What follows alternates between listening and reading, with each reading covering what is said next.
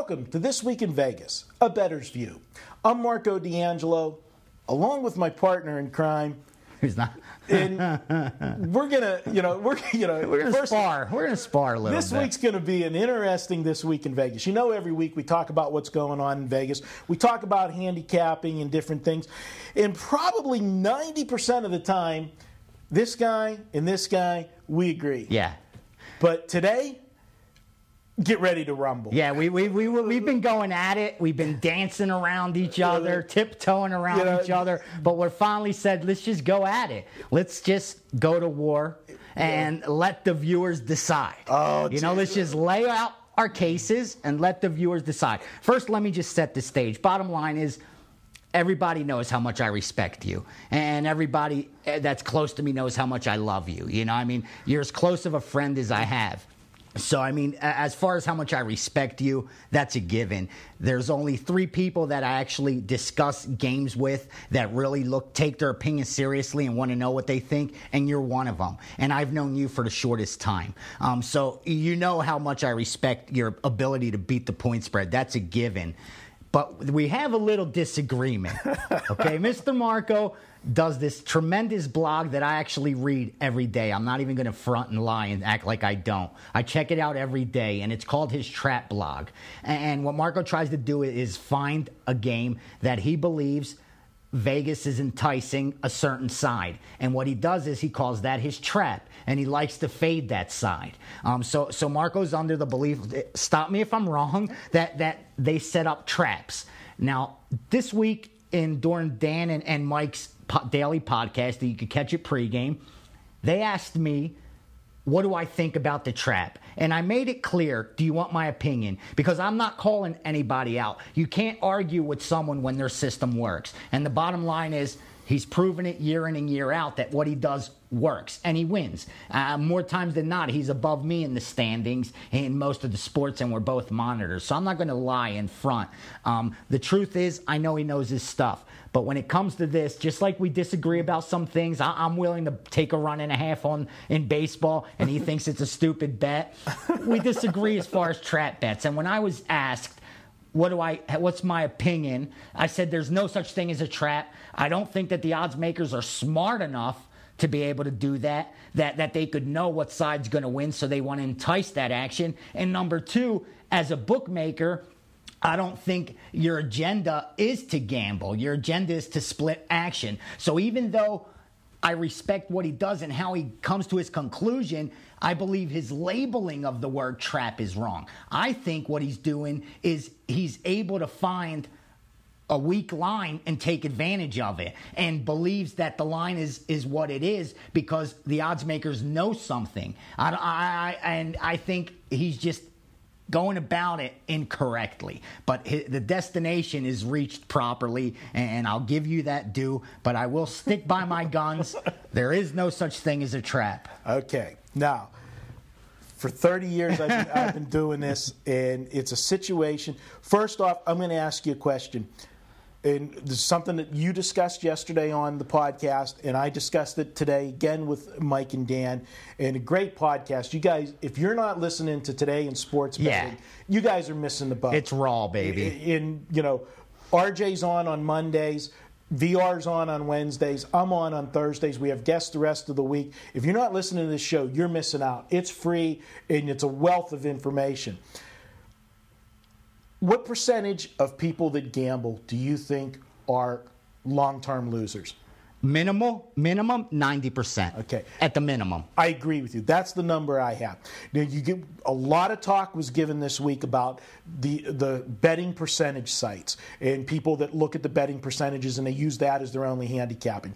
And good luck. You said it. I said it. I told the guys, if that's what you're doing and that's how you're handicapping, you're not going to win. No, you're not unless you're getting a vig like the book, you're not going to win. And because real quick, what those numbers represent is number of tickets written. And it's a great tool. It's a tool that I use, but just like any other piece of information, you need to be able to interpret it correctly. And if you're interpreting it as far as thinking this is what the books need, you're making a crucial mistake in a lot of situations. Right, because you don't know how much money. You can have 75% of the public on one side, but if every 3 bets are coming in here, and the one bet that's coming in here covers that, is covering that, you're not seeing that. The book's balanced, sure.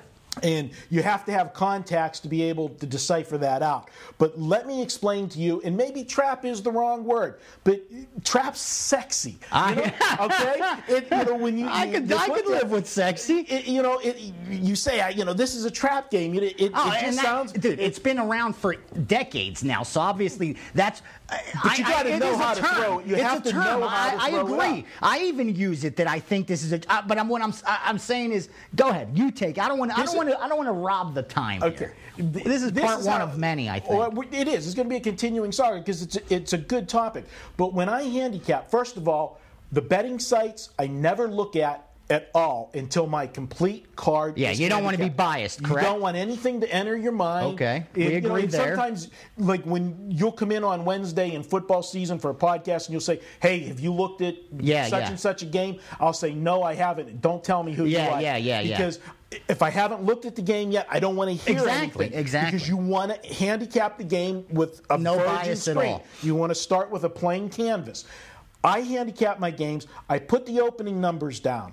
As I begin to handicap, the first thing I look at after I write down the number is I look at the logs of the teams, what they've been doing the last 10. Okay, the public just scratches the surface. They look at the last couple. I'm going to look back 10, then if it's second meaning, I look back to when they played the first time and how they were playing at that time when they played the first time, and if were they coming off a TV game, blah, blah, blah, all that kind of stuff. But when I look at the current form, and then I look at the number, and the number to me and the current form don't jive. I say something's wrong with this number. It should be more. I get the red pen out. I've seen it. He puts a little T. I'm going to be honest. He stole one of my red pens. He puts a T. And you went on a winning streak after you took my red pen. I did. Okay, so the magical red pen. I put a T in my schedule book, and that is a game that becomes a trap potential game. I handicap it out. When I'm done with all my handicapping, only then do I go and look at the betting percentage sites. And if I thought this line was off and that, Vegas did something with this number, and then I go and look, and the public is just betting that one side like they know the score already, then it does become a trap game. Because what you're saying is since 9 out of 10 people lose, and they all think this game's too easy, because the number of tickets that are going in.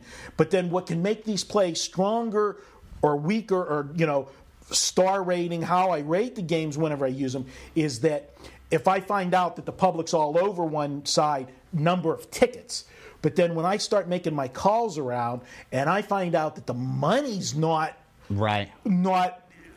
coinciding with the tickets, that there's sharp money on the other side, my side, then we've got big-time confirmation. And that's when the rubber bands come on. See, and I agree. I agree totally, and that's the great way to do it. And a lot of times we reach the exact same destination. What I'm saying is I just think that's a case where they put out a number, more of a fair number, to try to balance action. Because the responsibility of the odds maker to their client, the bookmaker that pays them, is to give them a number that's going to balance action, not to give them a number that's going to make the public lose. Because if these guys were that good, they'd be on our side betting. So I think when you find a trap game, what you're doing is you're finding a number that Vegas has put out there, that the bookmakers are putting out there, that they're putting out a fair number, not a real number. And what's happening is the wise guys are attacking the one side, the public's attacking the other, and the books getting what they wanted by getting that balanced action. But I don't think the intention was that the odds makers knew what side's going to win. I just don't think they're that good that they go in and saying, you know what, Lakers could only win this game by 4. They can't win by more than that, but we're going to make it 6 because all the public's going to take them, and we want the public to lose. Well, we've run out of time. We're going again. This is a ding. Just round one, baby. We're going to keep going. We'll talk about this again next week. Jump in and comment. Please, I want to see the comments. Tell me when I'm wrong. I have no problems with that. He's Vegas Runner. I'm Marco D'Angelo.